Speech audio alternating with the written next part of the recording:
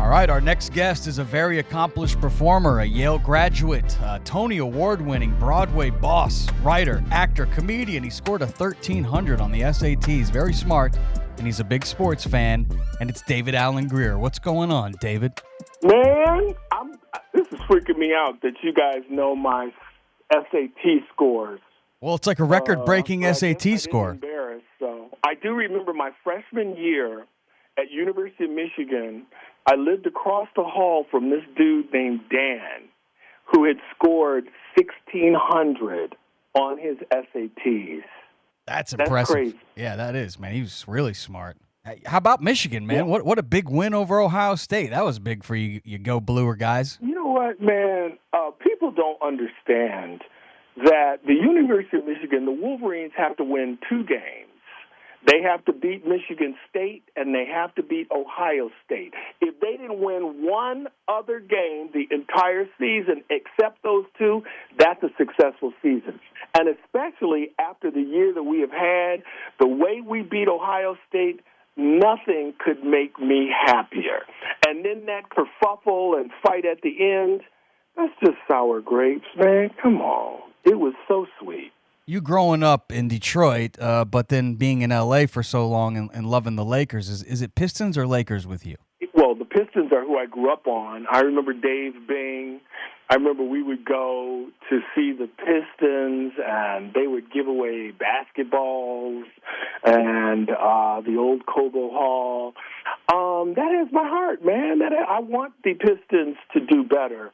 But I do root for the Lakers, and they're not any better. But it is always a circus here in L.A. So I love them both. Well, congrats on the new network TV show. That's big, man. You're on the Peacock and big NBC and this show called St. Denis Medical. I've watched it. These writers are really good. This show had me really laughing. You know what?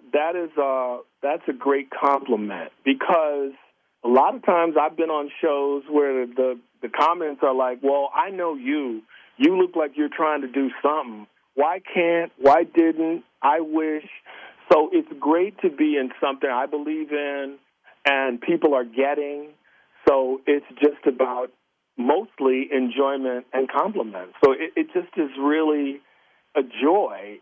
Usually, by the time you guys see a show, that's probably, we've been working on it for a year and a half.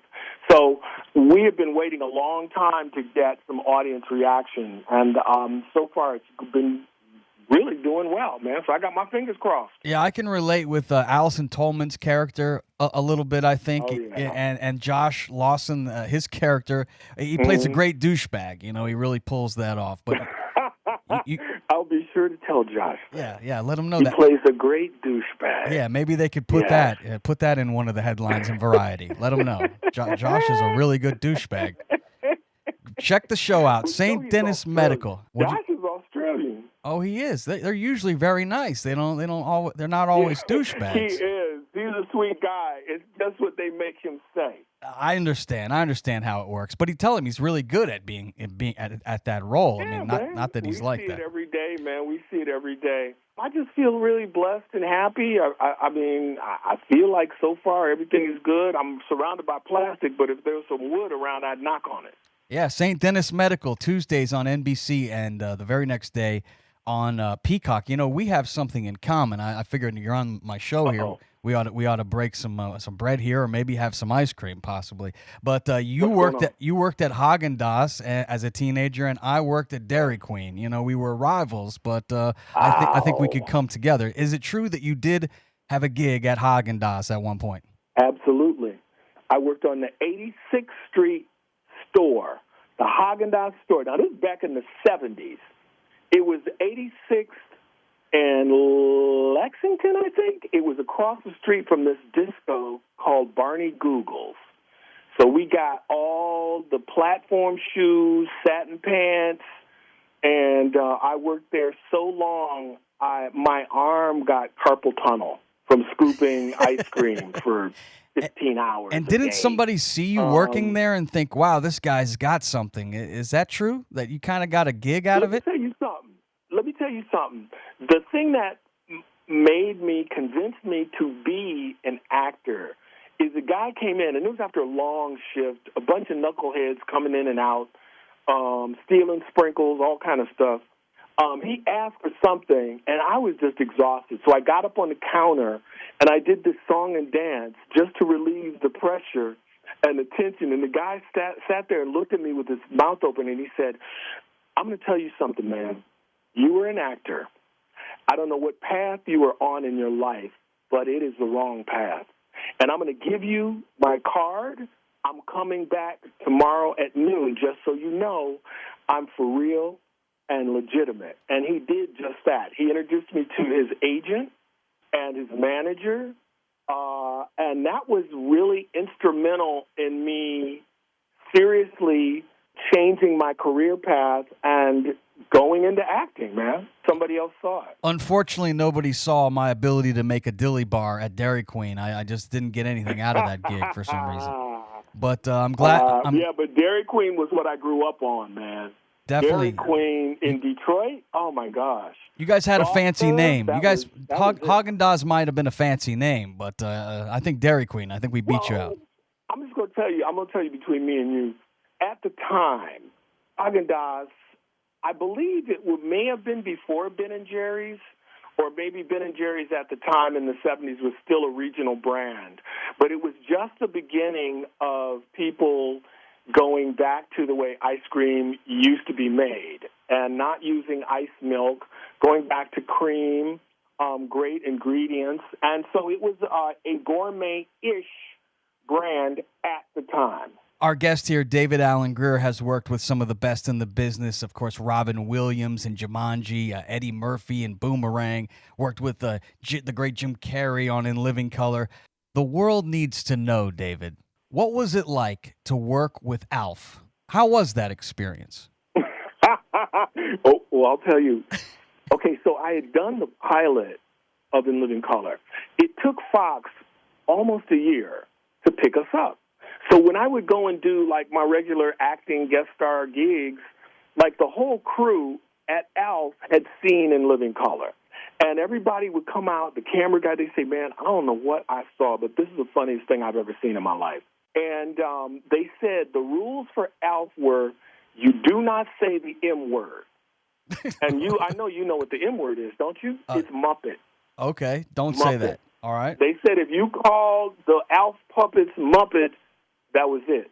They would fire you. So I was just nervous not to call Alf a Muppet. Of course, they look like Muppets. They walk around like Muppets, but you couldn't say the M word.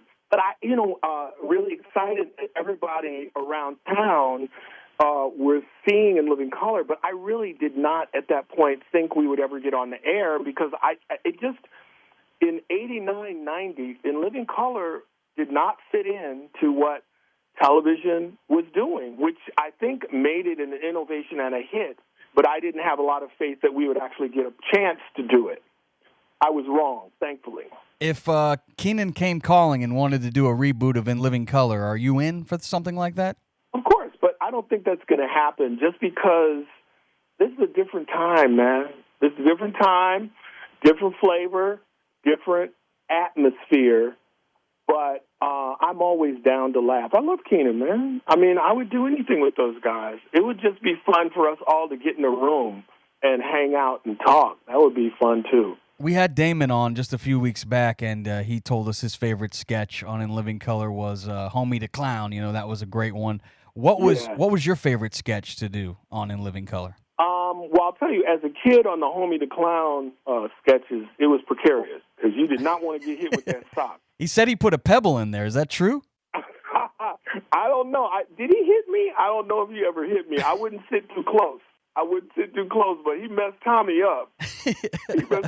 Tommy Davidson said his parents, everybody was calling, going, why is Homie so mean to you? It was fun, man. The best sketches for me were ones in which we were all in them, and it didn't happen that often. Like we did a prison cable channel network sketch, and everybody was in it. Keenan, Damon, all of us at the same time. That was the most fun to do.